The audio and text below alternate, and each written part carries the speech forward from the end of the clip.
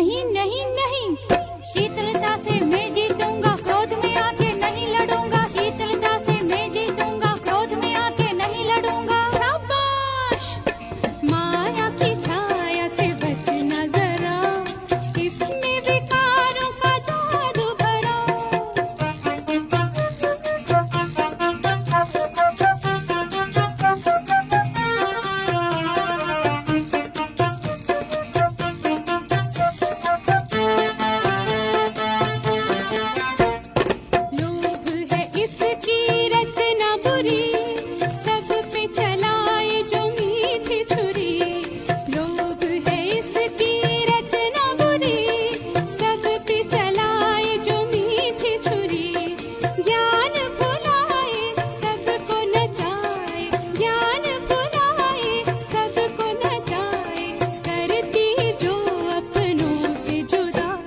नहीं नहीं नहीं, सदा मैं संतुष्ट रहूंगा, ज्ञान रत्न से झोली भरूंगा। सदा मैं संतुष्ट रहूंगा, ज्ञान रत्न से झोली भरूंगा। शाबाश, माया की छाया से बचना जरा, इसमें विकारों का जादू भरा।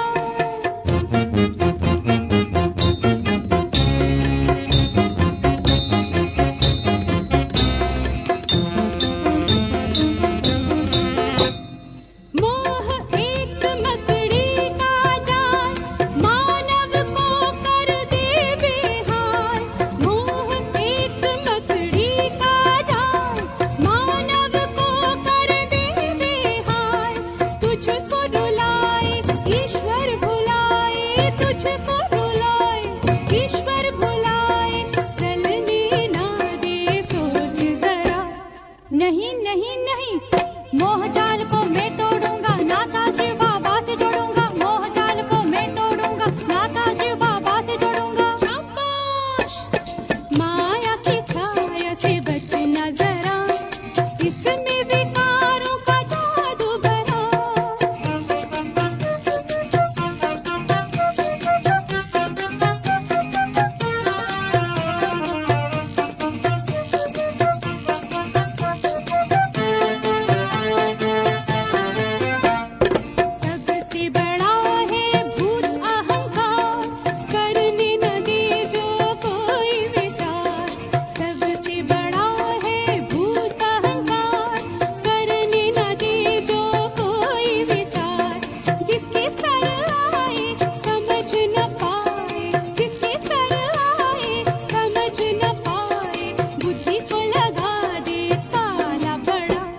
नहीं नहीं नहीं, देहभान में नहीं आऊंगा, नम्रचित बन के दिखाऊंगा। देहभान में नहीं आऊंगा, नम्रचित बन के दिखाऊंगा। शाबाश, माया की छाया से बचना जरा, इसमें विकारों का जादू भरा। माया की छाया से बचना जरा, इसमें विकारों का जादू भरा। माया की छाया से बचना जरा, इसमें विकारों का जादू भरा। ओम शांति। गंगा के तट पर किसी एक योगी का आश्रम था। एक दिन उसने अपने शिष्य से कहा कि कमरे में जाकर कोई किताब रख के आ जाओ। तो वो शिष्य गया और घबरा कर वापस आया। तो गुरु ने पूछा, क्या हुआ, इतने क्यों घबरा गए? उस शिष्य ने कहा, कमरे में एक सांप है।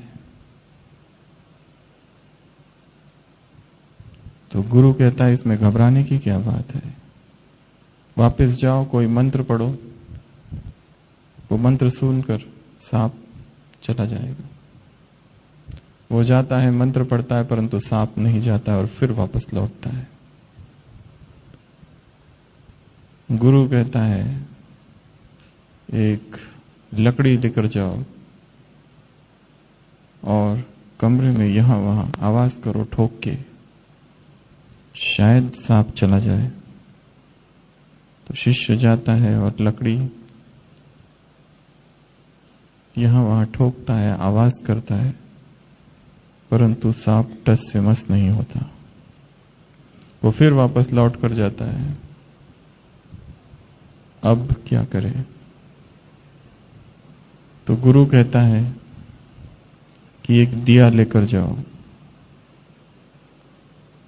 शायद इसके प्रकाश में तुम ये देख पाओगे सांप कैसा है। तो वो शिष्य दिया लेकर जाता है, और जैसे ही दिया लेकर जाता है, देखता है वहां सांप तो है ही नहीं। वो क्या है? एक रस्सी है।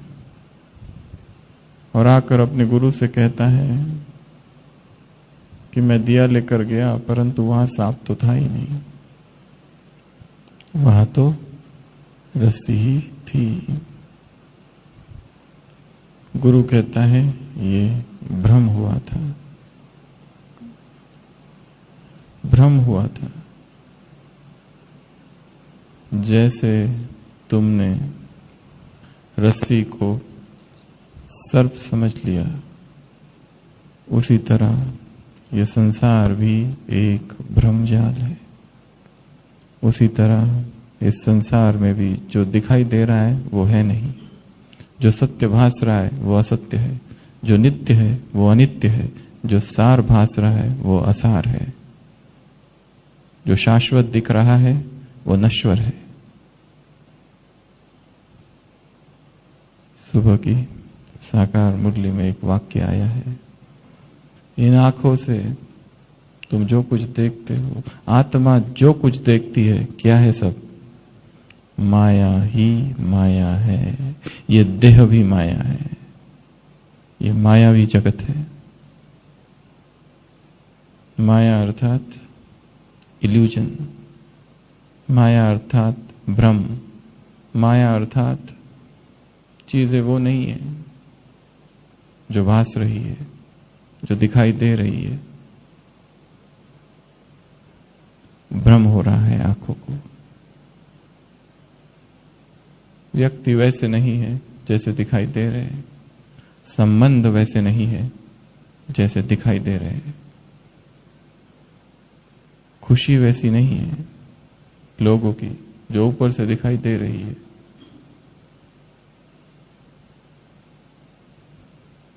ब्रह्मजाल।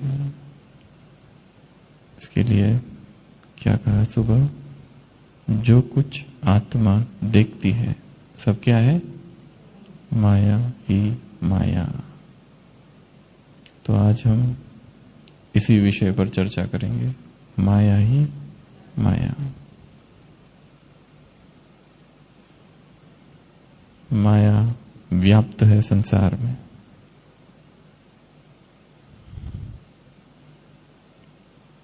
जब तक अंतर का प्रकाश न जगे, बाहर भ्रम होते रहेगा, और ज्ञान ही वो प्रकाश है। जब तक ज्ञान का दिया न जले अंतर मन में, तब तक व्यक्ति धोखा खाते रहेगा, फंसता रहेगा, गिरता रहेगा, दगा होगा उसके साथ, गबन। इसके लिए यदि भ्रम हो रहा है, और भ्रम ही दुख का कारण है जीवन में, यदि जीवन में जरा भी दुख है, आज कहा इस संसार में दुख ही दुख है, गंध है। यदि दुख की जरा भी फीलिंग है, दुख का जरा भी अनुभव है, तो शायद हम भी भ्रम में जी रहे, और शायद हम भी उस अंधकार में ही कोठरी में हैं जहां पर हमें रज्जू सर्प भासता है। इसके लिए ज्ञान के प्रकाश को लाना है हृदय में। जब तक ज्ञान का प्रकाश नहीं, अंधकार नहीं मिटेगा, दुख दर्द की फीलिंग नहीं जाएगी, आत्मा डूबी रहेगी उसमें, और गलतियां होती रहेगी। एक गलती, दूसरी गलती, वन मिस्टेक, दूसरी मिस्टेक, एक ब्लंडर, दूसरा ब्लंडर, गफलत पर गफलत, धोखे पर धोखे, और फिर अंततः पश्चाताप, खुशी गुम, व्यर्थ संकल्प, मन, बुद्धि और संस्कार वरदान में था, तीनों ही प्रभावित होंगे। इसके लिए ज्ञान का प्रकाश आवश्यक है, और बहुत अधिक ज्ञान की आवश्यकता नहीं है। ज्ञान की सार्थकता उसके उपयोग में है। ज्ञान तो बहुत है, परंतु उपयोग नहीं किया जा रहा है तो वो व्यर्थ है। ज्ञान की खोज और ज्ञान की पिपासा बहुत अच्छी चीज है, परंतु कहा जाता है अति सर्वत्र वर्जते, वो ज्ञान के लिए भी है। केवल ज्ञान सुनते रहना, सुनते रहना, सुनते रहना, इससे भी कुछ नहीं होगा। ज्ञान प्रकाश बन जाए, अंतर मन के अंधकार को मिटा दे, और नहीं मिट रहा है अंधकार तो शायद प्रकाश की गुणवत्ता कम है, शायद प्रकाश कम है। उस प्रकाश को बढ़ाना है, समझ को बढ़ाना है। तो मुरली में कहा, इन आंखों से जो कुछ दिखाई देता है, आत्मा जो कुछ देखती है, सब माया ही माया है। दिखाई दे रहा है पानी है, जाकर देखो तो पानी है ही नहीं। रेगिस्तान का रुण्य का पानी, रेगिस्तान का ओएसिस, बिलो द विप्स।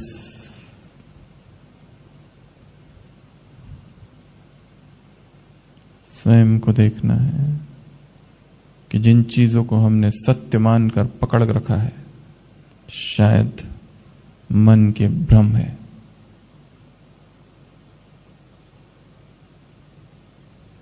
और प्रकाश को बढ़ाने की आवश्यकता है। तो माया के असंख्य रूप है, और हर दिन नित्य नए रूप है।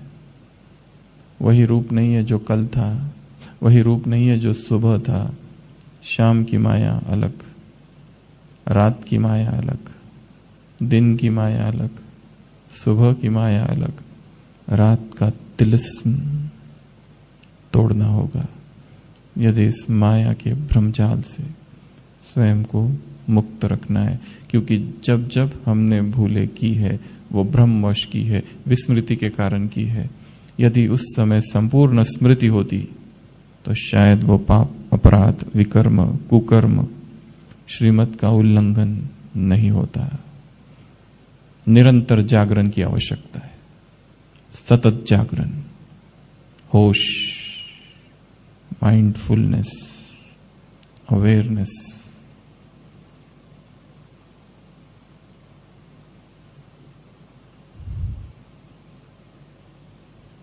इतिहास में दिखाया है, छोटा चंद्रगुप्त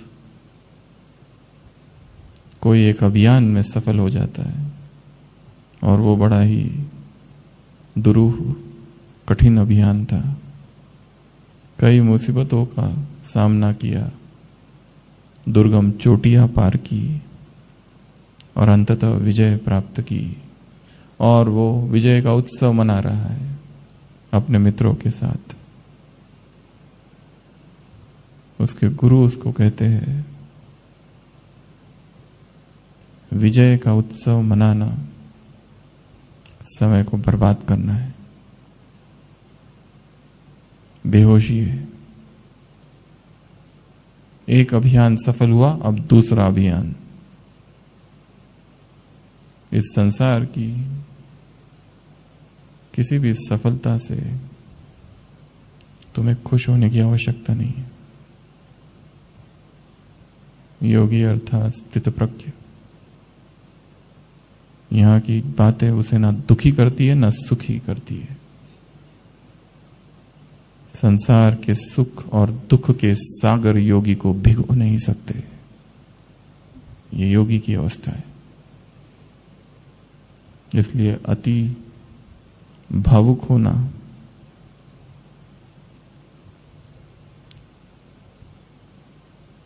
मन की कमजोरी है।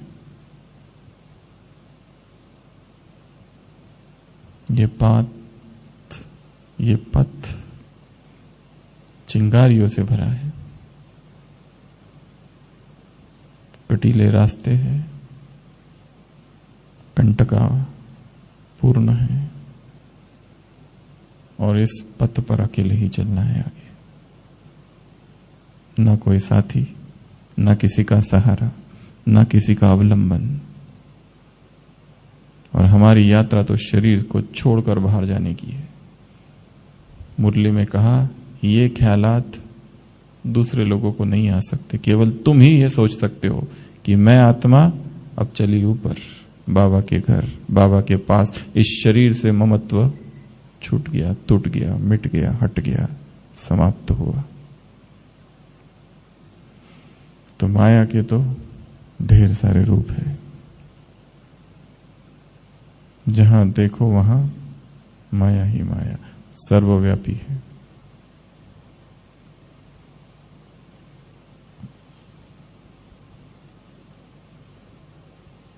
सात रूप हम देखेंगे माया के, परंतु वो सात नहीं होंगे, ढेर सारे हो जाएंगे।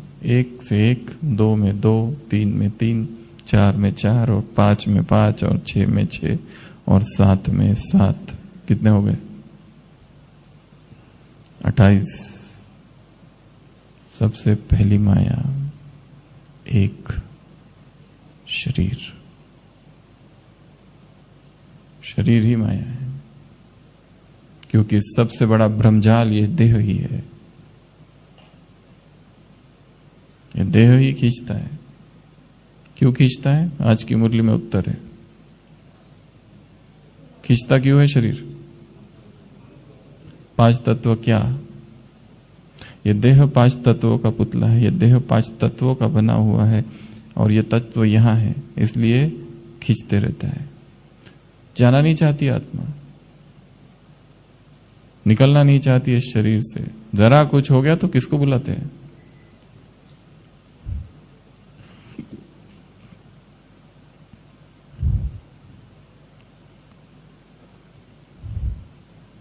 जीवेशना,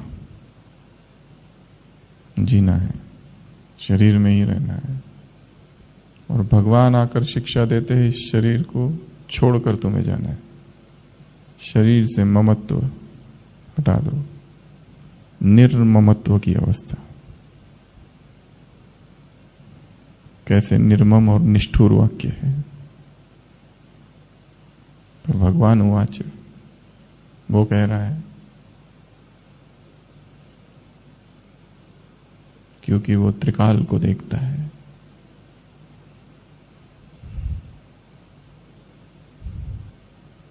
तो सबसे पहली माया जो है वो है देह की माया, देह का आकर्षण, देह के भोग, देह की इच्छाएं, देह की तृष्णाएं, देह का स्पर्श खींचता है, एडिक्टिव है, लत है उसमें। एक बार हुआ,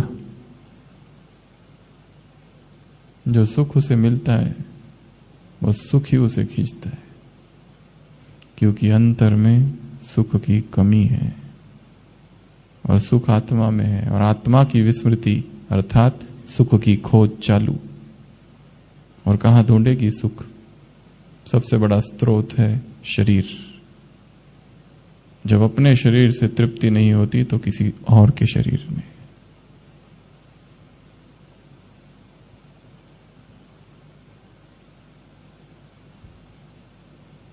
देह के भ्रम को समझना है।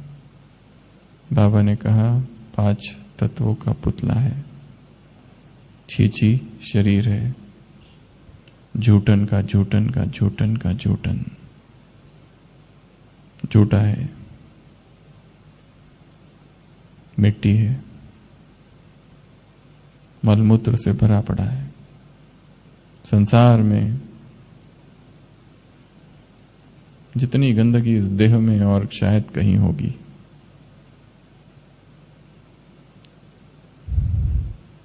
एक गुरु अपने शिष्य से कहता है, जाओ तुमसे अधिक निकृष्ट वस्तु जो होगी उसको लेकर आओ।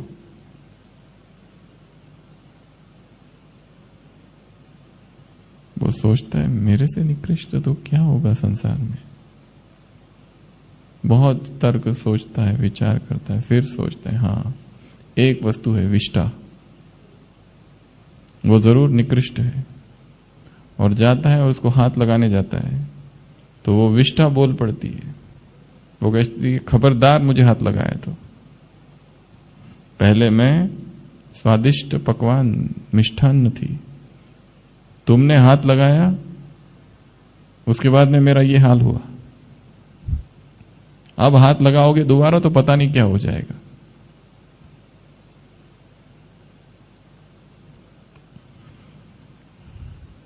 इसी से भरी है ये देह, और फिर भी मनुष्य इसी देह के पीछे विक्षिप्त है, पागल है।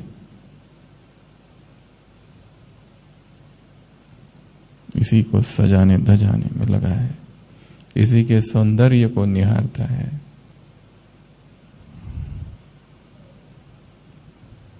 संभाल करनी, देखभाल करनी और बात है,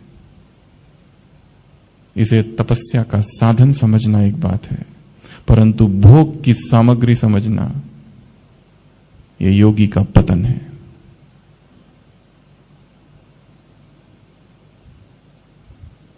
Their body is not the object of desire, but the vehicle of upliftment. देह भोग का साधन नहीं है,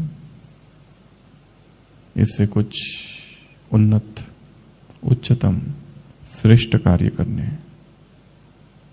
और सर्वश्रेष्ठ कार्य संगम पर तपस्या ही है। आत्मा देह से डिटैच हो जाए, यह अभ्यास। कौन स्त्री और कौन पुरुष, कौन सुंदर और कौन असुंदर, कौन गोरा और कौन काला, कौन भाई कौन बहन, कौन मां कौन बाप, इसी में फंसी रहती है। मेरा बेटा, मेरी बेटी, मेरा पति, मेरी पत्नी। संबंधों के ब्रह्मजाल में। तो सबसे पहली माया कौन सी है? देह। और मुक्ति का मार्ग है देह को समझना, और मुक्ति का मार्ग है देह को देख लेना, और मुक्ति का मार्ग है देह के अंदर क्या है वो देख लेना। देह से आंखें बंद नहीं कर लेना। देह दिख रही है, क्या करूं, शुतुरमुर्ग होता है ना, ऑस्ट्रिच मेंटालिटी। दुश्मन आ रहा है तो क्या करता है? क्या करता है? गार्ड लेता है अपने आप को कि मुझे तो कुछ पता नहीं, मैं सब ठीक है, मैंने कुछ नहीं देखा।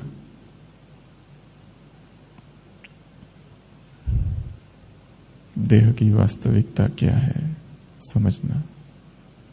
जाओ अस्पतालों में और देखो शरीरों को क्या हो रहा है, कैसे मर रहे हैं, कैसे असाध्य रोगों से पीड़ित है। जाओ आदिवासियों की बस्ती में, देखो क्या खा रहे हैं, क्या पी रहे हैं। मानसिक रुग्णालय में, मेंटल हॉस्पिटल्स में, वृद्धाश्रम, अनाथ आश्रम, झुग्गी झोपड़ियां, क्या अस्तित्व है? कहां है सौंदर्य? शमशान घाट, चिताओं को जलते हुए देखना, और यही सत्य है जीवन का। इसलिए ये पागलपन और ये आपाधापी, जबकि सत्य ये है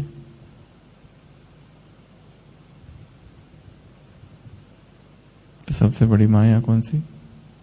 देह। एक देह, दो। एक अहम और दूसरा है वहम, अहम और वहम।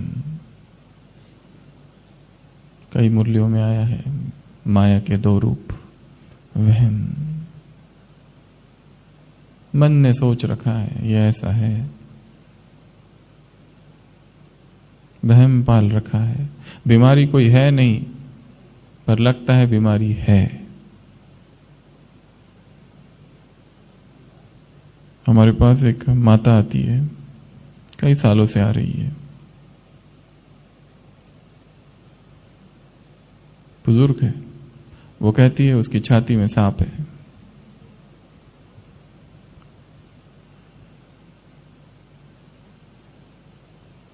और ये उसके लिए सत्य है।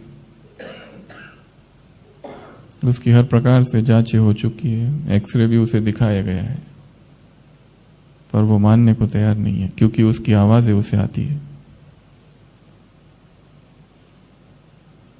और अब की बार जब आई थी तो कहती थी अब 2 सांप है, पहले 1 था अभी 2 है। जिसको जितना हंसना है उस पर हंसते हैं, परंतु उसके लिए वो सत्य है और उसे नींद नहीं है क्योंकि रात भर वो अंदर खेलते रहते हैं, तो उनकी आवाजें उसे परेशान करती है। ये एक उदाहरण है, परंतु ऐसे ही कितने वहम हमने भी पाल रखे हैं औरों के विषय में, अपने बारे में। ये मेरे से होगा ही नहीं, ये ऐसा ही है, ये मेरा काम ही नहीं है, मैं कैसे करूं, मेरी क्षमता ही नहीं है ये करने की।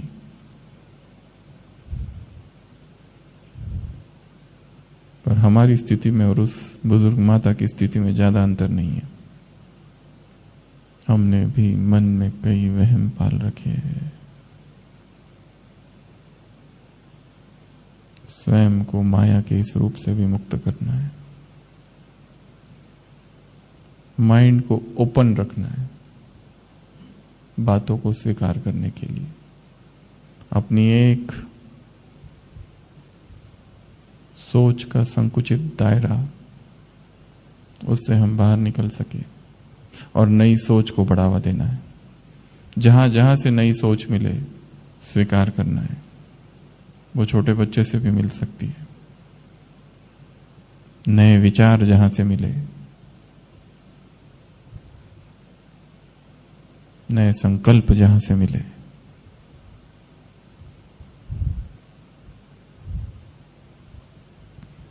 अहम। दूसरा है अहम, मैं, अहंकार, घमंड, सूक्ष्म घमंड गिराएगा कभी ना कभी।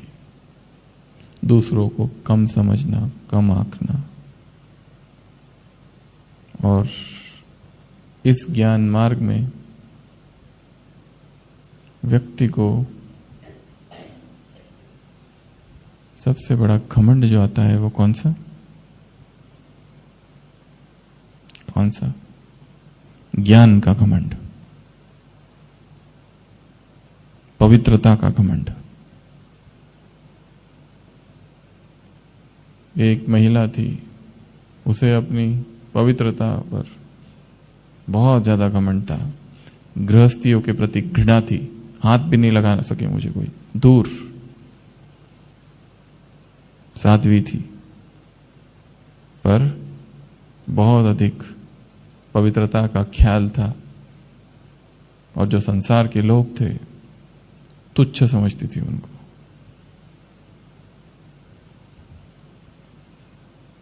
अपने गुरु के पास जाती थी और कहती थी मुझे जाति स्मरण सिखाओ।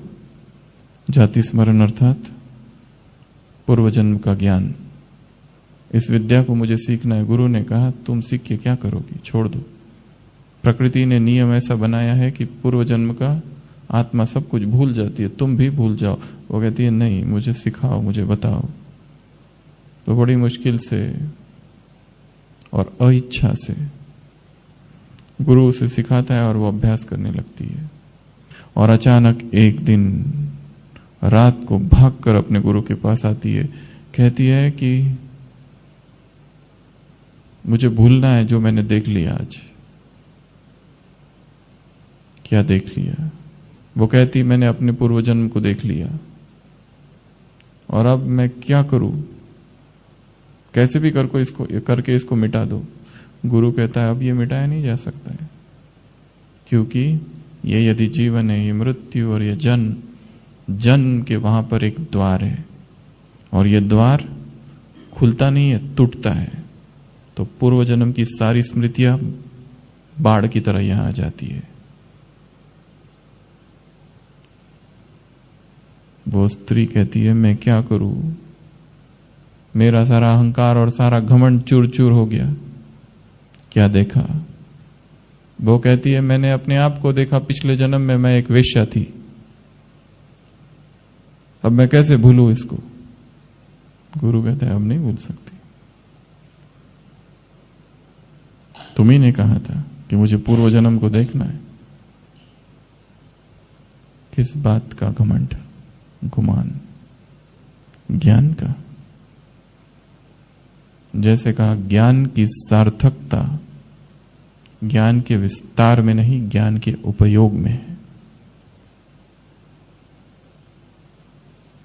कोई संसार का अज्ञानी व्यक्ति यहां आ जाए और यहां की एक बात ज्ञान सरोवर में लिखा हुआ कोई एक स्लोगन पढ़ ले और जाकर उसका उपयोग करना चालू कर दे, और यहां कोई रह रहा है और वो रोज पढ़ता है परंतु उसका कोई असर नहीं, तो क्या कहेंगे? ज्ञान की सार्थकता उपयोग में है, पुट टू यूज। जो ज्ञान के छोटे छोटी बातें पता चलती है उनको तुरंत प्रयोग करना। याद की जो बातें पता चलती है उनका तुरंत प्रयोग करना। सुबह की मुरली में था, याद क्या है? क्या है? डोरी। आया ना आज? याद क्या है? याद की डोरी। भक्ति मार्ग की रात, भक्ति मार्ग के धक्के खत्म हुए। तो दूसरा है अहम और वहम। वो निर्माणता स्वयं में लानी है कि अभी बहुत कुछ जानना बाकी है, बहुत कुछ समझना बाकी है। जितना मुरली को मैंने समझा है, जाना है और कार्य में लगाया है, वो तो कुछ भी नहीं है।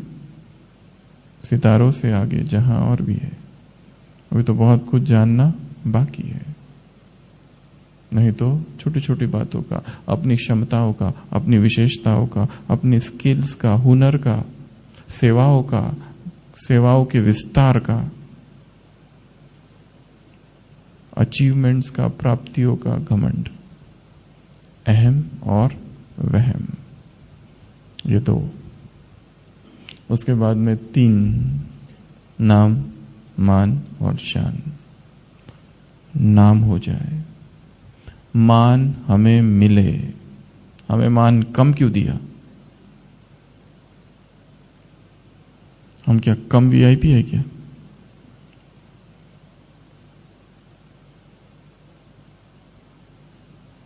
शान,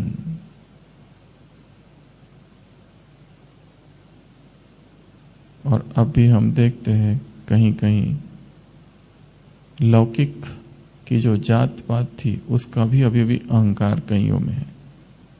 हम ब्राह्मण हैं, हमारी शिराओं में राजपूतों का रक्त बहता है।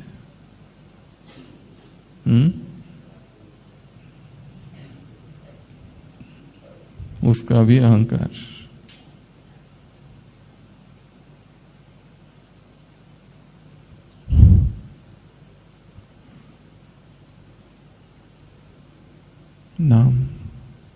नाम की माया है।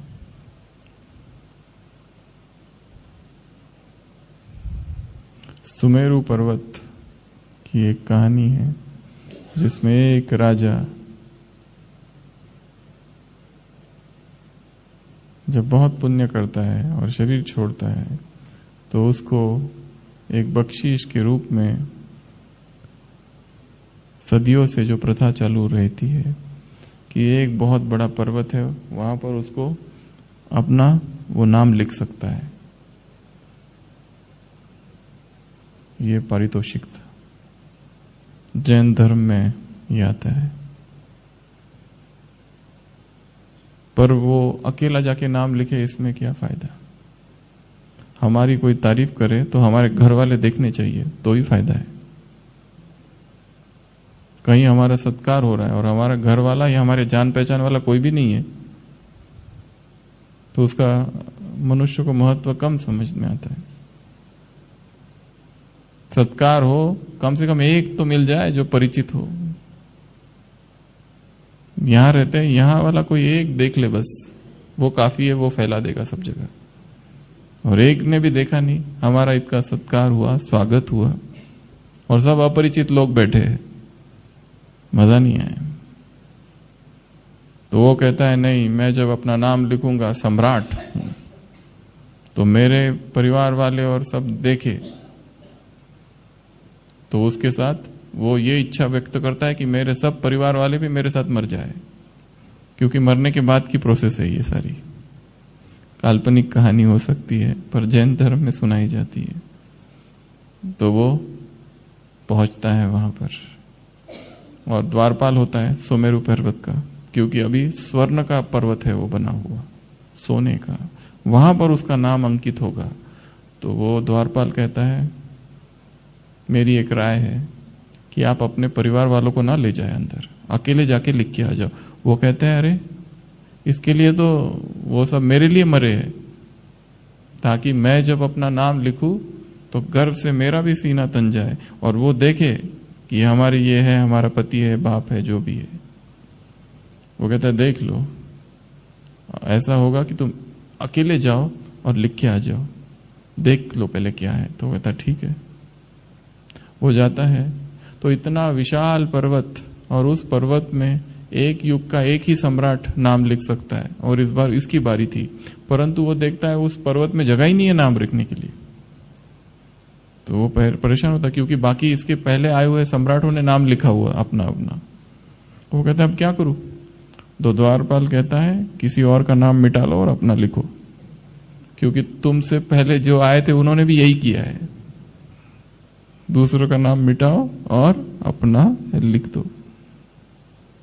उसे बड़ी निराशा होती है, बड़ा दुख होता है, पर यही सत्यता है। किसका कौन सा नाम? आज नाम है, कल नहीं है। आज सब जगह वाह वाह हो रही है, व्यक्ति मर जाता है, किसी को कुछ पता नहीं। ज्यादा से ज्यादा पुतला बना देंगे कहीं, या फोटो टंगा देंगे,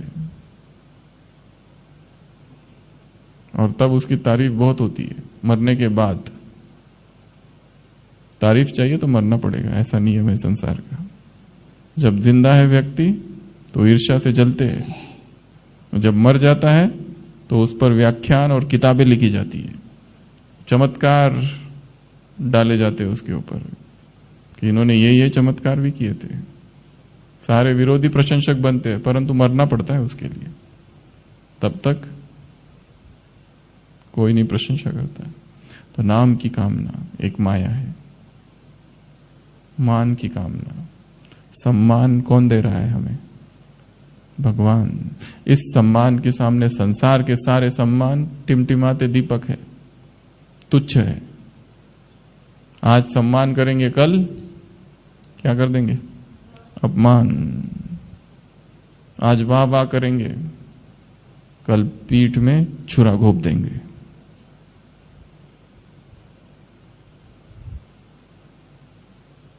धोखा ही धोखा। आज कहेंगे हम तुम्हारे सबसे बड़े मित्र हैं, और जो सबसे बड़ा मित्र था वो एक दिन सबसे बड़ा शत्रु भी वही बन जाता है। सबसे बड़ा सहयोगी एक दिन विरोधी भी वही बनता है, और तब पीड़ा ज्यादा होती है।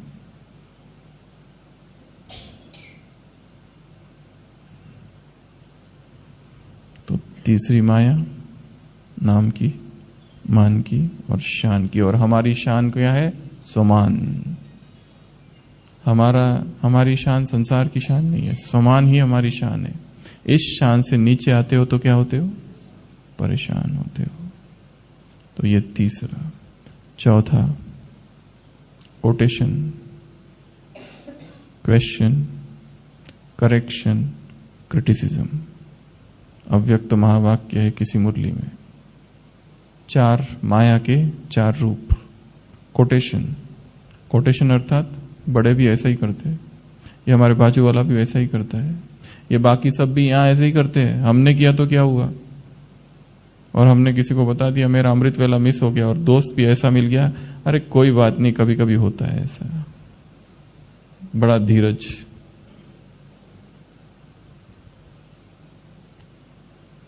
मिलता है कि ठीक ठाक है, ये कुछ नहीं होता है, थोड़ा सा तो है। कोट करना, गलत कोट करना, बाबा को ही कोट करना, बाबा आप नहीं कहा था इस मुरली में इस तारीख में, इसलिए हमने किया। आपने ही कहा था मिलिट्री वाले हैं तो बाहर की क्या खा सकते हैं,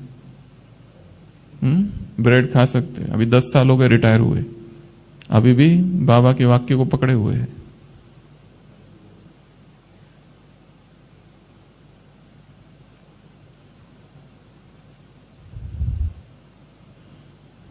बाहर का खा सकते हैं। शांतिवन के बाहर बहुत कुछ मिलता है। एक भाई हंसी में बता रहा था ये सब तो हमारे लिए ही है। तो हमने कहा, तो उन्होंने कहा बाबा ने तो कहा है मजबूरी हालत में बाहर का खा सकते हैं। मजबूरी कौन सी है, क्योंकि अंदर नहीं मिल रहा है तो ये मजबूरी हुई ना। जो यहां दिखाई दे रहा है ये अंदर नहीं है तो मजबूरी हुई, इसलिए खाएंगे। माया महाठगनी हम जानी, कबीर ने कहा है माया महाठगनी है। अनेक अनेक विकल्प लाती है, मन में ऐसे ऐसे विचार आते हैं, तर्क वितर्क करते हैं, कुतर्क इसको कहा जाता है, और वो व्यक्ति फंसता है, खुद ही अपने अपने विचारों से तैयार करता है एक जाल और फंस जाता है उसमें। तो पहला कोटेशन। दूसरा क्वेश्चंस, व्यर्थ के प्रश्न करते रहना, ऐसा क्यों, वैसा क्यों, ये क्यों, वो क्यों, मेरे साथ ही ऐसा क्यों होता है, इनके साथ क्यों नहीं होता है, ये पार्शियलिटी है, हमारे साथ पक्षपात हुआ, फेवरेटिज्म, भाई भतीजावाद। यहां पर भी ऐसा ढेर सारे प्रश्न हैं, हर चीज के लिए प्रश्न है। हमारे साथ ही अन्याय कर रहा है, हमारे साथ जो हो रहा है ठीक नहीं हो रहा है, हम लड़ेंगे, विद्रोह करेंगे। एक एक को देख लूंगा।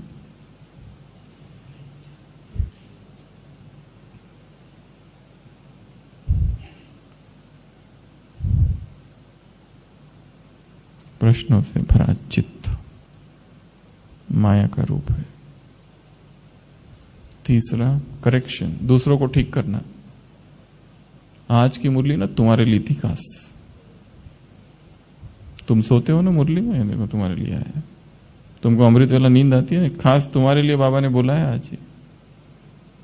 एकदम मुरली सुनते सुनते एकदम व्यक्ति याद आ जाता है कि ये पॉइंट उसके लिए है। ऐसा कम आता है कि ये मेरे लिए है।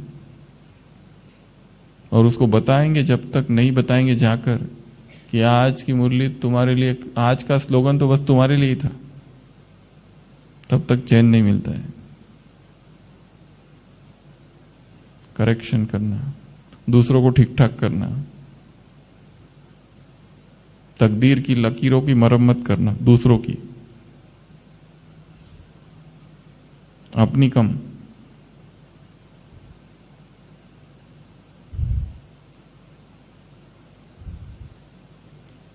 चौथा क्रिटिसिज्म, विरोध करना।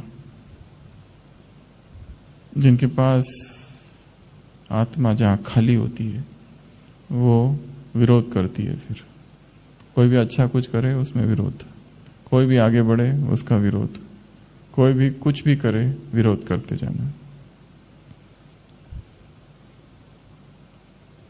विरोध ही विरोध।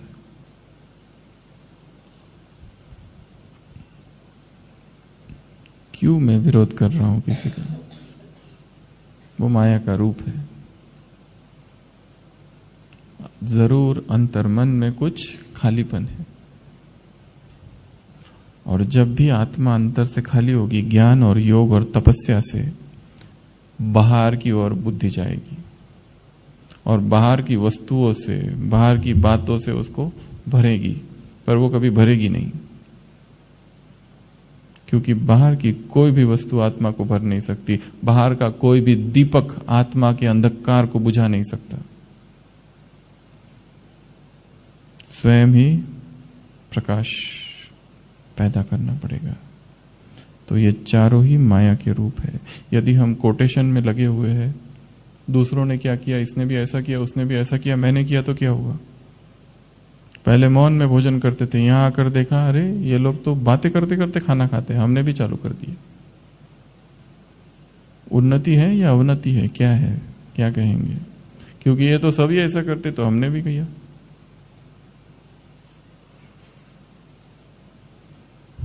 योग का समय है, नुमा शाम का योग, वो घूमने जा रहे, हम भी घूमने जा रहे। वो बैठकर योग करने का समय था, ना कि किचन में जाकर कुछ बनाने का, ना कि गपशप करने का, ना कि फोन पर लंबी लंबी बातें करने का, ना कि कमरे में बैठकर सोने का।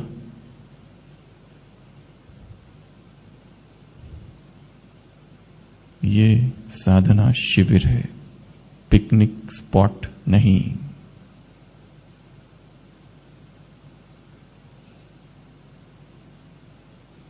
ये सेलिब्रेशन, वो सेलिब्रेशन, इधर सेलिब्रेशन, उधर सेलिब्रेशन।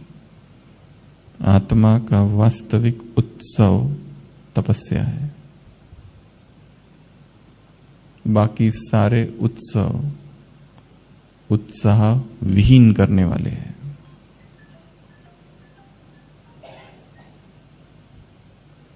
तो ये 4 कोट: क्वेश्चन, करेक्शन, क्रिटिसिज्म। हम किसी का क्यों विरोध करें? जिसको जो करना है करे। अभी वो समय खत्म हुआ कि हम दूसरों को करेक्ट करने लगे, दूसरों को बताए अरे उठो अमृत वेला, दूसरों को बताए अरे ये चल रहा है। किसको क्या बताए? सबको सब पता है, उसके बाद भी सोए पड़े हैं। और बताने का भी समय गया। अब भगवान ने खुद बताना बंद कर दिया है। कितना बताएगा? कि अंत तक बताते ही रहेगा? क्या लास्ट तक उंगली पकड़कर लेके जाएगा? जो बताना था बता दिया, जो उसको जागना था वो जाग गए, जो समझदार थे उन्होंने इशारे समझ लिए, और जो मूर्ख है वो फंसे हैं माया में।